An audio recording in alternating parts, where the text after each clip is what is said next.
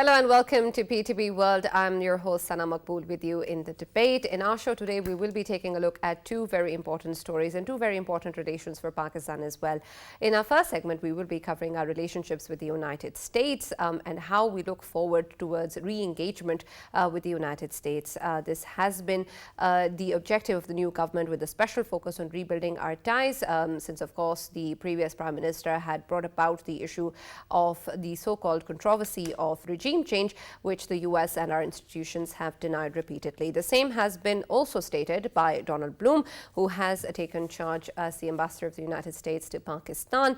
And with this renewed appointment, we've also seen that perhaps the new avenues of collaboration between the US and Pakistan will be opening up now, since this has come after a gap of 4 years. We also know that on the 18th May, Bilawal Bhutto took part in a food security conference at the United Nations, on the sidelines of which he had talks with Mr. Blinken. And there have been a lot of follow-ups, according to Mr. Bloom, as well, with regards to that engagement. So we will be hopefully seeing a renewed engagement with the US. What that is going to be, what sort of course it's going to take, is still, of course, under debate. We will be exploring the different avenues that we want to further enhance our engagement in with the United States, particularly health as well, and issues such as climate change and education, which were highlighted by Mr. Bloom as well. So we're going to try and understand the way that our dynamics are going to evolve in the current regional security situation, as well as the way that the domestic politics have impacted perceptions of the people within Pakistan. That's going to be our focus of the first segment today. In our second segment, we will be taking a look at Pakistan's relationship with Iran and how do we see this particular dynamic also evolving in the days to come. Our Foreign Minister Bilawal Bhutto has left on an official visit at the invitation of the Foreign Minister, and he is going to be there. During this visit, there is going to be a couple of interactions with regards to mutual exchanges and bilateral trade and investment, particularly in the energy sector as well.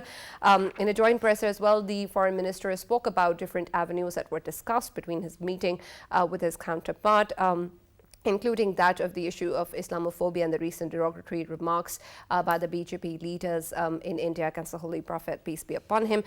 They also discussed issues of Kashmir and the violations that continue in the occupied territory, and of course the evolving situation in Afghanistan that impacts both countries as well, along with the different avenues that are still untapped between Iran and Pakistan and that can be engaged further to develop our relationship. So we'll take a look at what they're going to be and how we're going to be proceeding further with our relationship towards Iran.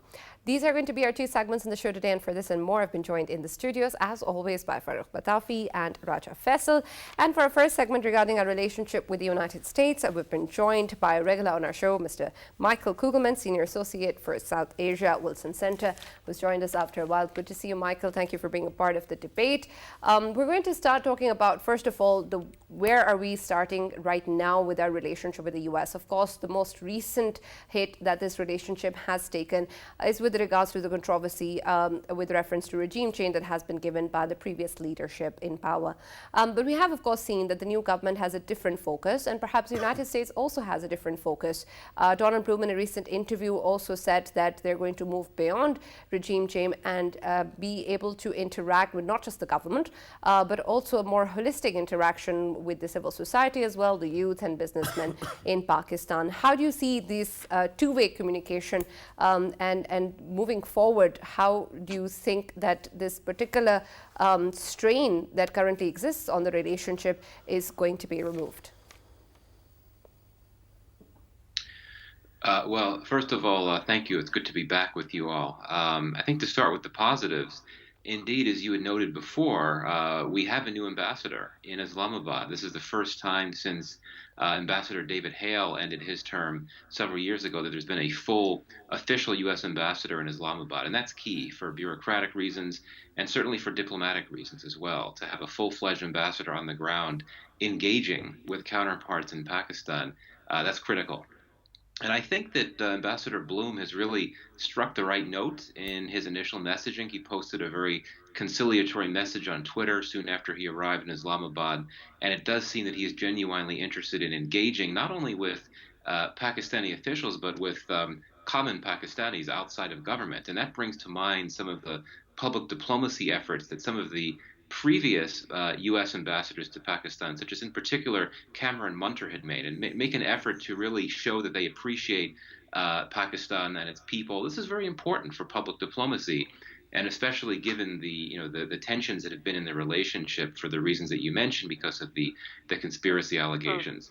That said, it is a tough time for the relationship, mainly just in terms of bandwidth. Here in Washington, the administration is so focused on other things, in particular the war in Ukraine, and also in a domestic context, a lot going on Capitol Hill with January 6th hearings.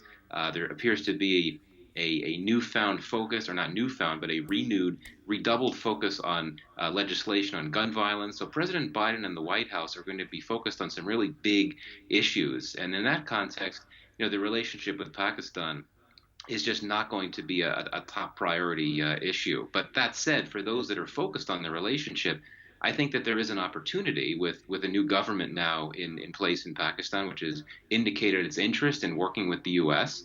I think that there's scope to talk about broader issues such as education, climate change, energy, that type of thing. And there may even be some scope for some discussion about new counterterrorism cooperation. Of course, there was a very senior Pakistani security official, the head of the intelligence agency, was here in Washington just a few weeks ago for meetings. So the fact that they're talking is encouraging. But that said, and I'll end here, there are some major constraints, not just the Right. bandwidth issue. Michael, I'm glad that you're talking about constraints as well. But at the peak of the relationship, especially during the war on terror, we used to have a strategic dialogue between the two countries, which had actually many subjects from security to education and environment and trade. Do you think that if the cooperation moves forward or the participation, that relationship moves forward, there's a chance of return to those days? No, I don't. I think it's quite clear we're not going to have a return to the strategic dialogue that we had during the early years of the Obama administration for the reason of bandwidth that I mentioned, but also just other broader geopolitical constraints, such as the fact that U.S. competition with China has become the core focus of U.S. foreign policy, and I think that limits the scope for expanding relations with Pakistan, which is, of course, a country that has a very close relationship with China. Not to mention that the U.S. is clearly continuing to prioritize its relationship with India, which I think is problematic for the U.S.-Pakistan relationship, too. So I'd like to hope that there could be some type of dialogue, even if not very high level. But to return to what we had a number of years ago, I just don't think that can happen. Yeah, Michael, if we look at the history of relationship, bilateral relations between U.S. and Pakistan, we know that Pakistan has always sided with U.S., be it Cold War or be it war on terror. And now, obviously, if we look at our economy, it has suffered after the 20 years of war on terror, which Pakistan has been constantly fighting against the terrorism. And we know that both of the countries, they were in a cooperation against the terrorism. Right now, our economy is obviously shattered. And we know that the IMF bailout, it's very important for our economy. Should Pakistan be expecting from an influential country like US to advocate in front of IMF for Pakistan that here is a country that has been fighting against terrorism, and a lot to do with its shattered economy is just because of the terrorism, and it needs sort of assistance. So should we be expecting that from US? And not just the IMF, the FATF as well. Yeah, FATF. Yeah, I don't see any reason why the U.S. government would not want to see efforts to improve Pakistan's economy, and that certainly includes having successful negotiations with the IMF. It certainly includes getting Pakistan off the FATF watch list, which would certainly help economic prospects because it would remove a key reputational constraint. I'm quite optimistic that when the FATF next meets later this month, that Pakistan will be removed, mainly because of actions it's taken that go back to what the previous government did, including a new conviction for Hafiz Saeed of Lashkar-e-Taiba. I don't think that you're going to get the type of hardline position that the Trump administration took toward Pakistan and the IMF, where you had U.S. officials really pressuring the IMF to try to get Pakistan to wean itself off of support from China. I don't think you're going to get that from this administration. And we could talk about, lingering tensions in the U.S.-Pakistan relationship. I'm quite confident that the Biden administration would want to see Pakistan's economic situation improve. So I don't think it's going to stand in the way. It's not going to try to obstruct. All right, the IMF. Michael, another aspect of counterterrorism earlier that Faisal was talking about, of course, is also an aspect that Pakistan and US have, of course, engaged quite rigorously in, especially with the war on terror as well. And now that the US forces have withdrawn from Afghanistan, there is perhaps a different kind of concern that exists in terms of regional security. There was also talk of whether or not the US is going to plan to deepen the way it's going to be taking its countering force mechanisms towards Afghanistan. Particularly also references were made of US bases, even though no official request was made, but there was reference of whether or not this could be a possibility.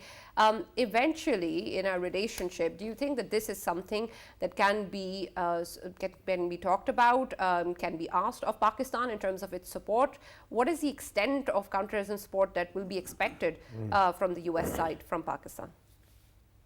Well, I do think that the U.S. focus on Afghanistan now has been largely focused around the issue of humanitarian assistance. I don't think there's been much focus on developing this counterterrorism capacity from outside the country. But if and when the Biden administration returns to that, then certainly there could be scope for discussions, exploratory discussions with Pakistan about new types of counterterrorism cooperation. I certainly believe that the basing issue is not an issue. It's off the table. It's not going to be discussed. But perhaps there could be scope for discussions around new types of intelligence sharing that could help the U.S. and Pakistan. Or any kind of over-the-horizon operations, perhaps there's a scope for cooperation there as well. But I tend to agree with what you were saying earlier, Michael, that the Ambassador Donald Bloom's arrival is good news. The last ambassador who served here has retired and is now your colleague. He must be sitting with you over there. But when we are talking about relationship, so far, although he has just arrived, the word has it that he hasn't been able to present his credentials. And that takes me to another ambassador, Pakistan's ambassador Masood Khan in Washington, D.C. The word has it that so far he hasn't been able to present his credentials to the president as well. What do you think might be holding that up? Yeah, to be honest, I really don't know. I really am not in a position to say, though I don't think that should be seen as some type of reflection of U.S. concern or unhappiness about him or anything like that. I really can't say. My sense is that he's been welcomed as ambassador, as the new ambassador in Washington, and eventually things will settle down and hopefully move forward. And he's been quite active in terms of meetings with officials, meetings with U.S. members of Congress.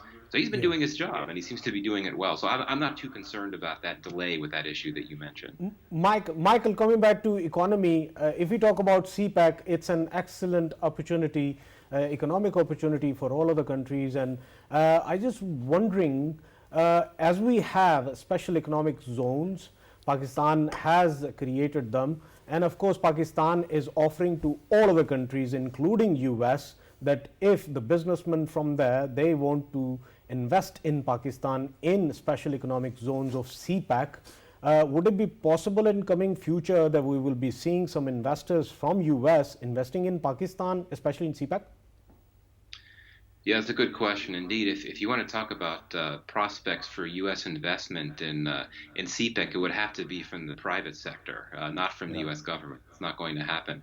And I don't know. I mean, there are a few isolated examples, as I understand it, of one or two private companies in the U.S. contributing to some of these activities relevant to CPEC. But I'm not sure. My sense is that American companies, and there are quite a few, I should say, American companies that are either investing in Pakistan or interested in doing so, members of the U.S.-Pakistan Business Council, I think that they would prefer to make investments separate from those associated with CPEC, just so that they don't run into any tensions with the U.S. officials or anything like that. But Right. clearly, there is interest within the U.S. private sector to Right. I invest. want to, sorry, Sana, just a minute. I want you to actually unpack this possibility of some kind of tensions with U.S. officials, because I understand that there are many American companies that still are doing business in China itself. So if they can work there, why can't they invest in CPEC? Exactly. No, absolutely. I mean, this is very true, and it would come down to each company's decisions about their what they would want to do. But I emphasize the fact that there is interest here in Washington, or not in Washington, but within the business community in the U.S. to explore prospects for investment, particularly in that what had been concerns that the investment community had about the investment environment in Pakistan had been removed. I mean, particularly with the terrorism issue, not as big of a concern as it been in the past. That's helpful. But I will say that there continue to be other concerns in terms of tax regimes, a lack of enabling legislation in Pakistan to promote a better environment. So that's a concern. And, I will say, to be very candid, that if you want to look at the region, I think that many American investors are a bit more comfortable looking to places like Bangladesh. Right. Or Michael, you are someone who's considered as hawking upon South Asia all the time, 24/7, 365 days a year. Just That's another a compliment. question. There is a general perception within Pakistan, and of course there are certain more countries as well, that lately US has been deciding about the region, looking at its friendship with India, and of course US-China trade war going on. Is it true, or you look at it a bit differently? And speaking of perception, I also want to talk about the misperceptions that exist perhaps on both sides. It's not just with regards to the controversy that has happened recently, but perhaps something that has existed for a while now with reference to the war on terror or other measures as in the past as well. And there are many perhaps residual feelings that still exist. I want to understand what the perception is in the US towards Pakistan currently, and what efforts are going to be made perhaps to remove those misperceptions in Pakistan. This is what Mr. Bloom did speak about in terms of a two-way communication, where he said he is going to be able to listen and understand and try to communicate as easily and clearly as possible, which is great. But how exactly is that going to happen? Just to summarize what was said earlier, is the US actually over the Afghanistan PTSD? That's a good way of putting it. In terms of the question about the U.S. approach to South Asia, it's notable that in recent months we've seen more U.S. high-level engagement with many of the smaller states of South Asia that had tended to be overlooked. In terms of, for instance, Sri Lanka, Bangladesh, Maldives, even Nepal. You've had a number of high-level visits, high-level calls with U.S. officials and their counterparts in those countries, and I think that's in some part, or in great part, a function of the U.S. competition with China. It's basically an effort to try to drive those countries away from their commercial relationships with China in the hopes that they'll look more toward the U.S. and perhaps by extension to India, even though, of course, these countries like Sri Lanka and Bangladesh, they want to manage their relationships with China and the U.S. and India, so it may not work. But that is a notable thing. In terms of perceptions, I really don't think, quite frankly, the perceptions of Pakistan within the broader American populace, so to speak, they do tend to be on many levels negative in terms of Pakistani policy. But, I will say this, the fact that you have such a large Fulbright program, so many Fulbright students from Pakistan that spend time in the United States, the fact that you have these business exchanges where you have Pakistani business people coming to the U.S. to meet with counterparts here, the person-to-person aspects of the relationship, which tends to be overlooked, I would argue have helped soften some of the U.S. perceptions toward Pakistan. Can you give us an idea of how deep this person-to-person engagement is relative to other countries? Well, it's not very deep, and a former U.S. official in Pakistan had said not too long ago, he had said that 90% of the U.S.-Pakistan relationship takes place through official channels, and that's way too high. Given that I think that the person-to-person aspects of the relationship are a comparative advantage, and that needs to be leveraged even more. And perhaps there's an opportunity now, at a moment of uncertainty for the U.S.-Pakistan relationship. Why not use that as an opportunity for those outside the government, business communities and others trying to pick up the pace, because it could help. Ultimately, it could help the relationship on the whole, and it can improve perceptions on both sides, not just U.S. perceptions of Pakistan, but Pakistani perceptions of the U.S. as well. Right. Let me ask you about perceptions again, Michael, and particularly about how media actually frames the narrative and how Pakistan is projected. I think that there is dearth of knowledge about Pakistani people in the Western media or even entertainment industry. My wife keeps on complaining about a series called Scandal, where US President is actually told that Pakistan is about to get drones. And he doesn't understand perhaps Pakistan or India, and he says that if Pakistan gets drones, perhaps India will be wiped off the face of the planet. So when you have this kind of perceptions, perhaps things, nothing good can come of it. What can Pakistan do to educate the media, Western media and Western entertainment industry about Pakistani people? Yeah, I mean, I should say, I have great respect for my American compatriots, but I know quite a few Americans that have confused Pakistanis with Palestinians just because the names sound similar. It's very unfortunate. But I think that a bigger issue here is that America continues to be a rather parochial country in the sense that many Americans, particularly outside of major cities and the two coasts, they don't really pay much attention to foreign affairs or foreign policy. They don't really take much of an interest in it. And so in that sense, they wouldn't necessarily know much about Pakistan. It's not that they don't like Pakistan or have bad perceptions of it, but they don't really understand it much, and they don't know much about it. And I think, unfortunately, that makes them more susceptible to some of the reductive media coverage that we get from the West toward Pakistan. So that's really an issue for the U.S., not as much for Pakistan. Yeah, Michael, if we come back again to Indo-Pak, of course, Pakistan seeks a sort of help from US when it comes to Kashmir, and you very well know that the bone of contention between both of the countries is Kashmir.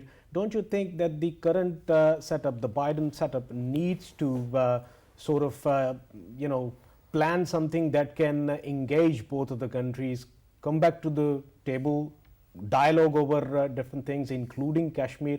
Wouldn't it be a good idea for the current government to do that? Facilitation of dialogue between India and Pakistan, that used to happen in the past as well. Yeah.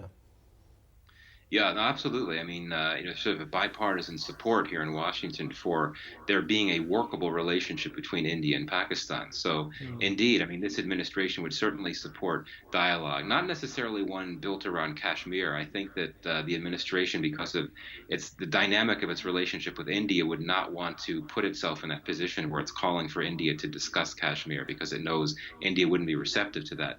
But in terms of calling for broader dialogue, absolutely. But I think this comes down to the bandwidth issue again, that the administration doesn't have the time at this moment in time to think about, sitting down and thinking through how to lead its policy toward Pakistan, whether it should be promoting dialogue between Pakistan and India. So far as I know, there has not yet been any type of policy review within this administration toward Pakistan. And that's not a good sign, because if there's a policy review, that suggests that there's some type of plan in place and that there could be more of a focus on the relationship. May I submit some free advice regarding what you keep on bringing up? You keep on saying about bandwidth and focus on this region. We South Asians are very gifted in getting the kind of bandwidth that might be needed. I hope that we don't actually lead to that direction, right? So perhaps bandwidth is not a good concept here. That's a fair point as well. I concur on that front. All right, Michael, there's also, of course, the concern of Islamophobia. That's something that, of course, not just Pakistan deals with, but other Muslim countries in the world also deal with. And there have been some terrible statements that have come out from India just recently as well. And they're just one example of such incidents. And they're not just restricted to India as well. They're prevalent in other parts of the world as well. What is the U.S. doing about Islamophobia within the U.S. as well? And how can we actually get U.S. on board in the campaign against Islamophobia throughout the world? And this administration actually focused on this as well. So it is a bigger issue for this administration, is it not?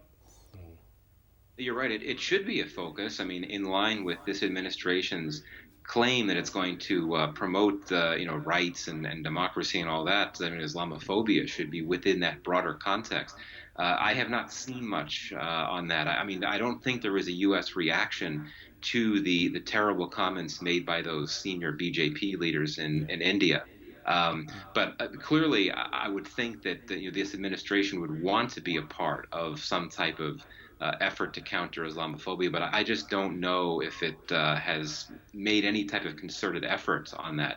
That said, in terms of Biden's domestic policies, I think one of his goals had been to try to promote more unity and sort of heal the wounds of social tensions that had been set in place by the Trump administration, and that included increased discrimination concerns for religious minorities, particularly Muslims in the United States. So in that context, President Biden has made a big pitch for promoting unity and more multi-faith cooperation and all of that in the United States. But whether he wants to expand that into a focus more on participating in efforts to counter Islamophobia abroad, I haven't seen. Let me take you back to the Islamophobic comments, because that is not the only microaggression we have seen. We have seen that bulldozers are being used against the minorities, particularly, especially those people who are from Muslim community. Then we have seen Christians being hounded. Then we have seen Kashmir actually being bulldozed as well. There is no end to this kind of activities. And I understand that the US is a democracy and it sees India as democracy. It doesn't see China as democracy. That's why perhaps it does not want to work that much closely with China. But is there a line in the sand which defines how much is too much and that cannot be tolerated? Because at this moment, the kind of rhetoric, and I'm sure you must be following it as well, is actually taking India to an apartheid state. And Michael, are there different lines for India and the different lines for the others? Because we have always been seeing that be it Democrats or be it Republicans taking the Oval Office, they have always advocated the democracy for the whole world. We saw in Middle East, we saw in North Africa, everywhere, and we loved it. But now when it comes to India, of course there are different preferences for India. We just want to know why it is different. How much is too much, Michael? Right. Yeah, it's a good question. But, I will repeat the most trite cliche out there about international relations, and that's that interest, not morality, drive international relations. And set aside the U.S., look at what the Muslim world, how it has reacted to what India did. I mean, there was that that initial concerted angry response from many countries within the GCC and beyond, but that came after a number of years of increasing concerns about the plight of Indian Muslims, and yet Muslim governments were very quiet for the most part. Why? Because they valued their trade relations with India, and now I think you're going to see, despite that very angry response from the Muslim world toward what happened in recent days, you haven't heard much more, right? I mean, you haven't. No, hang on. You're right about what you're saying, but none of Muslim countries actually can brag that it is not only a democracy, but it is an exporter of democracy all over the world as well.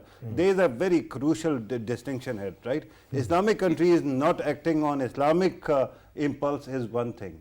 But a country that sees itself as a tolerant democracy and wants that values to be cherished all over the world, if it is not going to take India to task on these matters, where human rights are being violated, where Islamophobia is spreading, Christian phobia and Judaism phobia is also spreading, Nazi kind of doctrines are being spread, then it becomes a big problem, don't you think? Oh, yeah, no, absolutely. And, what is this? It's very easy to identify. It's hypocrisy, right? I mean, the U.S. is very selective in terms of which countries it's willing to target with criticism for human rights violations and abuses and crackdowns on religious minorities or whatever the case may be. I mean, That's clear today. It's always been like that. And, you have to go way back into history to identify a U.S. government that actually took a consistent approach to the issue of human rights promotion. Maybe the Jimmy Carter administration, that maybe comes closest to any administration we've had here. Bill Clinton tried to take on a human rights promotion policy. It was very inconsistent. And we've seen that indeed with the Biden administration, its policy has been inconsistent. I mean, there have been, as I understand it, some private conversations with some Indian officials expressing concern about what's happened in India, but it's not going to make public. Michael, thank you very much for being a part of the debate. Unfortunately, that's all we have time for, and I'll have to cut you short here. Our next guest is also waiting.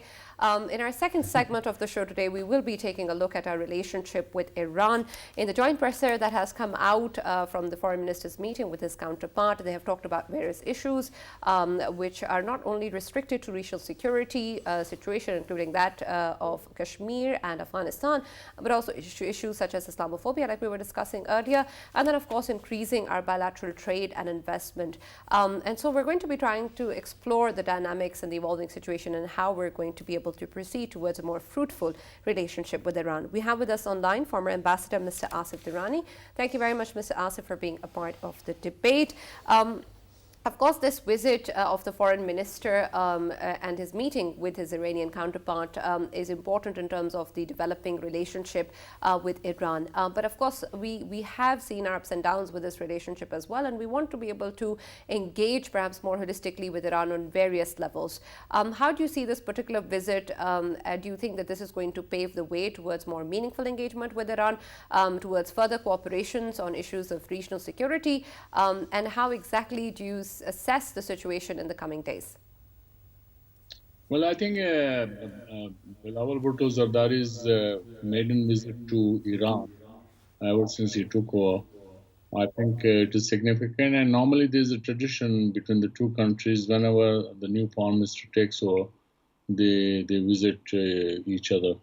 So this is, you can say, following the same tradition which the two countries have been practicing in the past. And now Iran dilemma is that it has sanctions by the United States. And that has brought down Right. level. We used to have trade of 1.4 billion till 17. But that trade has come to close to $400 million as far as FDRs is concerned. However, the Iranians, they think that the trade Right. We're going to try and establish our contact once again with Mr. Asif, since there's an issue with his audio. But Farrukh, looking at the situation currently and the way that our relationship with Iran exists, there are different areas that were discussed by the foreign minister. How do you see this cooperation in the coming days? Right. I think that this is a relationship that is made for this moment. I say this because at this moment there is this issue of demand and supply, right? Yeah. Pakistan and the world are facing this huge economic challenge in the face of energy crunch. And then there's a country that has been isolated to a larger extent because of sanctions, and that is called Iran, right? At this moment, Iran is not number one problem, right? Even on the US windscreen, right? Right. At this moment, they're looking at Russia. The North Korea is also creating some voices, and there are other problems as well. So right now, there is a chance, although it will depend on the US president's upcoming visit to Saudi Arabia. But once it is done, we will see how it approaches Iran. I think this is a great moment when there will be some laxity, some kind of relaxation. Other countries are trading with Iran. Other countries are actually buying their oil as well. Our country should be the first one in line to get it, because we have an agreement with Iran as well. It is called a framework, IP, it is called Iran-Pakistan pipeline. Then, of course, Pakistan and Iran share a long border. And then we have a historical, but basically when you talk about cultural ties. We have humongous cultural ties, right? The bordering area to Balochistan within Iran is called Sistan wa Balochistan. So they have a Balochistan as well. Then we have a lot of common, linkages and cultural influences. So I think at this moment, it is a relationship made for this moment, and we should be exploiting it. Yeah. Absolutely. And Faisal, we've also seen that the foreign minister spoke about Afghanistan, and this, of course, the situation there is a matter of concern for both Iran and Pakistan as well. But we have our concerns with Iran as well in terms of counterterrorism. How do we see the relationship with Iran moving forward in terms of cooperation with regards to the Taliban regime in Afghanistan or the kind of security threats that exist to Pakistan? Sana, a very good question. And if we look at BLA, BLF, of course, they have a nexus which extends, as Farrukh has earlier mentioned, that both have Balochistan. So that nexus, obviously, it is across the border. And both of the countries are getting hurt by that. And I believe that both of the foreign minister of Iran and Pakistan, they have discussed it. And plus, if we look at Afghanistan, the problem within Afghanistan is a problem for all of the neighboring countries. We know that ISIS Khorasan is enhancing itself. They have invested more and more within the Afghan populations, and both of the countries, Iran and Pakistan, they have concerns over it. And both of the foreign ministers, they talked over it, and it will be obviously good for both of the countries. But if we look at the other issues as well, I think Pakistan and Iran, they have a lot to offer to each other, especially when it comes to better connectivity. Of course, both of the countries, they are working on it. And obviously, one of the rail route is that starts from Pakistan, goes through Iran and reaches to Turkey, and it can eventually connect us with the Europe as well.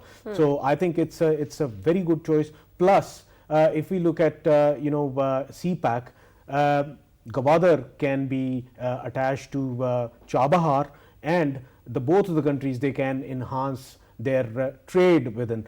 There is another thing, very important one, that is the border markets, and I'm still confused about it, but I am very much willing that both of the countries, they should agree to of course bring on oil products as well out there in the border markets, because somehow the problems which are being faced by the whole world are due to the lack of energy resource, because we know that Ukraine crisis has created problems for the whole world. Right. So eventually, I think if our neighboring countries, we know that they have sanctions put on them, but still somehow I think for our survivals, we have to look towards them as well for our energy resource. Right. Can I actually comment on certain things, Sana? Absolutely. Let me just welcome back in the show the former ambassador, Mr. Asif Durrani. Right. I hope he can hear Welcome us. back. Continue. Right. Regarding law and order situation, regarding counter-terrorism cooperation, I think the first thing is to ensure that the border is well manned and it is solid, right? It is called Goldsmith line, like Afghanistan-Pakistan border is called Durand line. So this Goldsmith line also is being hardened, and the government of Pakistan has been fencing it, and it has managed to fence it to a great extent. So that should actually take care of this problem of cross-border terrorism in either side direction. Okay. But regarding the fuel imports, regarding our cooperation with Iran, there are two aspects. One, of course, is this grandfather clause, which might actually come into effect if Pakistan tries to seek help or import from Iran. We'll have to wait and see how the dialogue between Iran and the US goes. But regarding another thing that people keep on bringing up, that if you actually work with Iran, perhaps our Arab brothers will have some problem. We have an example sitting right next to us, that is India. Yeah. India actually has very cordial relations with most of the Arab countries, and yet it also benefits from purchasing oil from Iran through escrow accounts. So I think that we should be able to use that example to convince everybody that our economic crisis is bigger and we have to stabilize our economy. Let us hope in coming days the tensions between the US and Iran actually go down, and then the sanctions are softened. Absolutely. Mr. Asif, do you think that when we talk about enhancing our economic engagements with Iran, particularly in terms of fuel, it's something that we can do without offending anyone? Well, I think we can do it. It requires political will. Yeah. And that is badly lacking on our part. For instance, Iran-Pakistan gas pipeline is very much there. Iran has brought the pipeline close to our border. It's just 200 kilometers away from our border. But unfortunately, we did not have the investor who can build our part of the pipeline. So this is one aspect. Second aspect is when you talk about trade, if you look at the previous 20 years data, the balance of trade has been in Iran's favor. That shows that there was no lack of interest on the part of Pakistan not to do business with Iran. But the question is, you have to look at the Iranian side also, that how much goods they buy from Pakistan. Thirdly, when you talk about oil or its trade with Iran, or for that matter, say Russia, others, the question is, bulk of our oil comes through deferred payments, either through Saudi Arabia or to the UAE. Iran does not offer deferred payment oil, so are the Russians. And more importantly, some 22 years ago, Iran was supposed to establish an oil refinery in Multan, but that idea, remained in a limbo, and still it is nowhere to be seen. So each oil, whether it is Iranian oil, Saudi and UAE oil, or the Russian oil, they have different chemistries and they require specific oil refineries depending on the sulfur content in the oil. Right, Ambassador Saab, I'm glad that you actually brought up this matter, because Pakistan has some experience with Iranian oil as well. If you have driven around Gwadar in the past, we have seen that there was excess of Iranian oil, which was usable in our cars, which was actually lighter. But with Russia, we don't talk about petrol. We are talking crude oil. No, hang on. Let me just build the case that I was talking about. Russia is a country, we have zero experience of that country's oil. We have no history, no muscle memory, no experience in the past. Do you think that at this moment, if we are going to actually plunge in one direction, should it be Iran or should it be Russia? Because Russia is actually incrementally getting more sanctioned, and there's still a possibility that some of these sanctions against Iran might be softened. Farrukh, I think our energy ministry should clarify this. Why don't they clarify the differences, the deferred payment, the chemistry of the oil, refinery problems? Why don't they explain it to the public? I fail to understand. Reason is that the oil is available. Even if you start purchasing oil from Iran today, you will not be able to refine it. Yes, you are ready to get gas from Iran, which you should do, and where we are not coming. Now, Turkey purchases close to $10 billion worth of gas from Iran.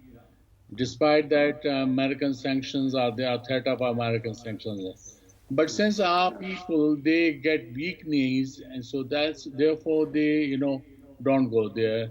And of course, the Arab factor is also there, so we should have to keep their sensibilities in mind. But more so, the Arab oil, especially Saudi and UAE oil, is available to us on deferred payments, which is not available from any other sources. Yeah. Ambassador Saab, when we look at the issue of Islamophobia, of course, this is also a matter of concern for all Muslim countries as well. And in our previous discussions regarding Islamophobia, we've talked about whether or not a unanimous approach can actually exist, or any sort of consensus on how to deal with Islamophobia can actually exist between different countries. There are, of course, issues that still remain between different countries and their relationship. But regarding Islamophobia, can we hope for any stance on the matter from all Muslim countries, including Iran, so that we can take it forward? Well, on this issue, all countries are on board, and collectively they are on board. But individually, they have their own preferences, they have their own national interests. For instance, with India, almost many Islamic countries, they have condemned India recently when its two spokespersons, the BJP's two spokespersons, they indulge in blasphemy. That is there, and that is somehow unique. But collectively, would they take any punitive action, or would they take any punitive action against European countries? I have my doubts. Right. Regarding Iran, is it not important to highlight that Iran is perhaps the only country which pleaded directly with India? We know that Foreign Minister of Iran actually went to India, and there when they met with Ajit Doval, there was a statement in which Ajit Doval was quoted as saying that they will sort the blasphemers out within the ranks of BJP. Then later on it was taken down. So Iran is a country that might have actually done something about it, sir? Well, I think it's possible. Iran has always been standing on Islamic causes. I think it is the other side of the divide in the Arab world which has been reluctant, yes. Yeah, Ambassador Durrani Saab, you know, how important is the factor of Afghanistan right now? We know that they are at a verge of, obviously, you know, we have been talking about it, the humanitarian crisis. But of course, it would have its own implications. Should we expect that both of the countries, Pakistan and Iran, they are ready for whatever happens in Afghanistan, especially in terms of if ISIS Khorasan is going to affect both of the countries?